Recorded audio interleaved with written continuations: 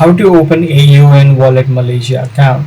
Now, first of all, make sure to download the application onto your device. And once the application has been downloaded, you'll be able to see the first screen, which is you need to provide your identification. So simply select a ID that you have. You could select one of these options and then select your nationality as well as type in the IC or your passport number. Once you have selected your identity document, you can simply tap on continue. And in the next step, it is going to ask you to type in or add in your phone number. And as soon as you do that, you will receive a OTP on the phone number that you've just added in.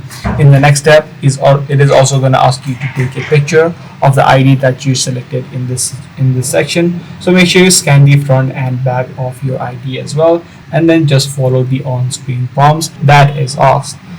Once everything is completed and once you have submitted your information, the system will review and upgrade your account tier within 24 to 48 hours. So this is the process that you can follow. If this video did help you out, be sure to subscribe.